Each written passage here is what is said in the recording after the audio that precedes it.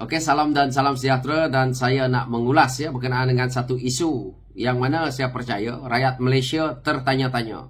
Kenapa Tan Sri Muhyiddin Yassin tidak menjadi ketua pembangkang? Yang mana rakyat di negara ini tahu Tan Sri Muhyiddin Yassin adalah pengurusi Perikatan Nasional dan Tan Sri Muhyiddin Yassin juga adalah Presiden Parti Bersatu. Tetapi jawatan ketua pembangkang disandang oleh Hamzah Zainuddin, yang mana Hamzah Zainuddin ini adalah setiausaha agung kepada Parti Bersatu itu sendiri. Dan kita lihat apabila melibatkan isu berkenaan dengan peruntukan untuk ahli parlimen pembangkang, hari ini kita lihat Hamzah Zainuddin berdiam diri kerana dia juga sebagai ketua pembangkang tetapi sebagai setiausaha agung Parti Bersatu. Dan Tan Sri Muhyiddin Yassin yang sepatutnya menjadi ketua pembangkang dan menjadi presiden parti juga berdiam diri. Dan begitu juga dengan Presiden PAS, yaitu Tan Sri Abdul Awang, juga tidak menyatakan pendirian mereka sama ada nak atau tidak dengan peruntukan ahli parlimen pembangkang ini. Yang datang berunding adalah yang kita tahu setiausaha agung PAS, yaitu Taqiyuddin Hasan. Inilah sikap mereka yang ada dalam Parti Perikatan Nasional ini, yang mana mereka beria-ia sangat nak mengambil kerajaan. Tetapi kita lihat kecencaruan yang ada dalam Perikatan Nasional ini sendiri, dan kita lihat di sinilah jelas menunjukkan bahawa Tan Sri Muhyiddin Yassin ini adalah betul-betul seorang yang pemalas. Tan Sri Muhyiddin Yassin nak jawatan tertinggi negara, Tan Sri Muhyiddin Yassin nak menjadi Perdana Menteri, tetapi tanggungjawab yang sepatutnya digalas oleh Tan Sri Muhyiddin Yassin, dia tidak mau. Bayangkan seorang setiausaha agung parti dijadikan sebagai ketua pembangkang, yang sepatutnya menjadi ketua pembangkang itu paling tidaklah adalah timbalan Presiden Parti Bersatu ataupun disandang oleh Presiden PAS, yaitu Tan Sri Abdul Awang. Tetapi disebabkan dua-dua Presiden Parti ini malas, dan akhirnya ketua pembangkang itu disandang oleh orang yang sebenarnya tidak ada kelayakan pada saya untuk mereka menyandang ketua pembangkang. Jadi kalau mereka ada kelayakan, mereka patutnya menjadi timbalan presiden parti ataupun mereka menjadi presiden parti. Tetapi ketua pembangkang yang ada hari ini adalah daripada kalangan mereka yang daripada hanya setiausaha agung. Bagaimana kalau Tan Sri Muhyiddin Yassin ini memerintah negara? Ini akan menyebabkan Tan Sri Muhyiddin Yassin akan melantik barisan menteri seperti mana yang kita lihat.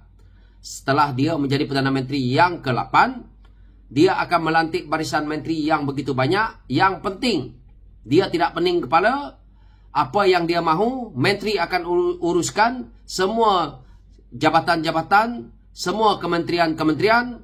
Tan Sri Muhyiddin Yassin tinggal nak arah, dan Tan Sri Muhyiddin Yassin tinggal nak goyang telur dia dekat pejabat. Inilah.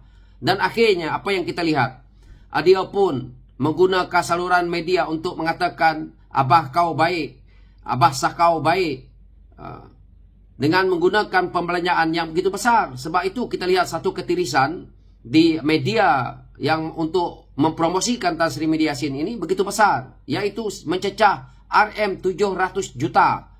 Dan akhirnya Tan Sri Muhyiddin Yassin dalam pemerintahan dia yang begitu singkat berjaya menggunakan 500 juta lebih untuk mempromosikan dia sebagai abah sakau. Inilah Tan Sri Muhyiddin Yassin. Jadi saya tertarik juga dengan apa yang diulas oleh Tan Sri Saril Samad dalam isu Tan Sri Muhyiddin Yassin ini. Kenapa Tan Sri Muhyiddin Yassin tidak menjadi ketua pembangkang? Ini amat mengherankan kita. Inilah sikap kalau kita jadi pemalas. Jadi bagaimanalah Tan Sri Muhyiddin Yassin yang kita nak harap jadi Perdana Menteri Malaysia? Hari ini semua terbongkar. Isu dalam peruntukan pembangkang yang dok meroyan meminta peruntukan buat mereka sekarang ini. Apabila Tan Sri Muhyiddin Yassin tidak menjadi ketua pembangkang, bagaimana dia nak berhujah? Jadi Hamzah Zainuddin merengek. Sedangkan Tan Sri Muhyiddin Yassin yang sepatutnya membuat kerja itu. Hamzah Zainuddin sebagai ketua pembangkang yang dilantik pula hanyalah setia agung parti mereka. Begitu juga Taqiyuddin Hasan yang merengek-rengek untuk datang berjumpa dengan timbalan Perdana Menteri 2. Itu juga jawatan yang sama, yaitu setiausaha agung Parti PAS.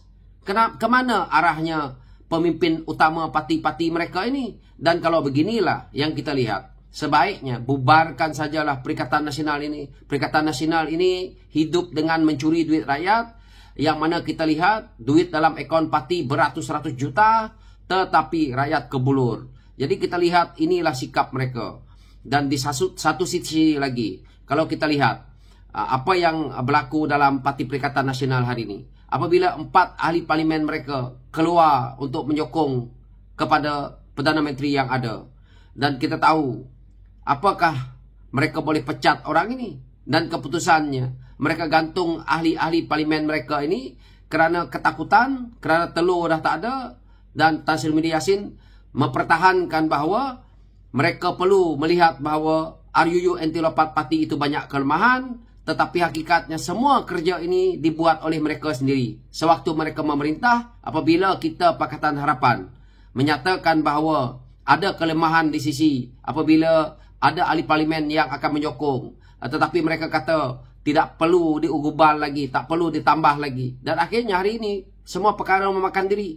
Jika Tan Sri Muhyiddin Yassin menjadi ketua pembangkang hari ini, sekurang-kurangnya apabila ahli parlimen mereka bersuara di dalam parlimen, jadi Tan Sri Muhyiddin Yassin selaku pengurusi kepada Perikatan Nasional itu boleh pergi berjumpa dengan timbalan Perdana Menteri 2 dan boleh membuat rundingan. Tetapi disebabkan Hamzah Zainuddin, yang mana dia hanyalah berkelayakan Setiausaha Agung Parti, maka susahlah untuk pihak pembangkang, ahli-ahli parlimen pembangkang ini untuk mendapat peruntukan, kerana mereka sama-sama egois, sombong, tak nak pergi membuat rundingan.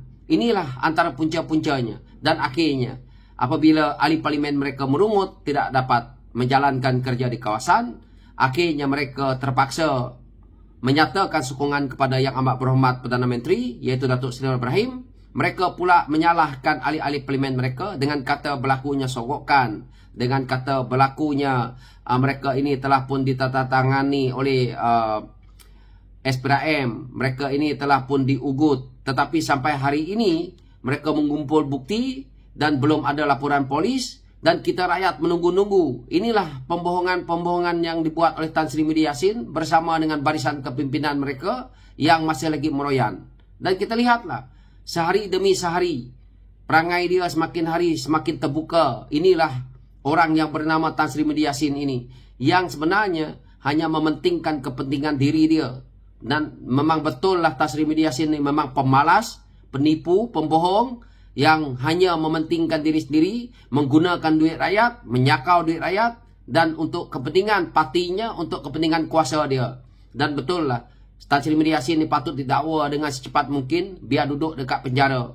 Biar adalah kawan Najib dalam tu, menyusahkan rakyat Malaysia. Itu saja daripada saya. Saya memang geram dengan Tan Sri Muhyiddin Yassin ini, sebab selama dia menjadi Perdana Menteri, sebenarnya Tan Sri Muhyiddin Yassin ini dah menipu duit rakyat terlalu banyak. Itu saja dari saya. Sekian, terima kasih.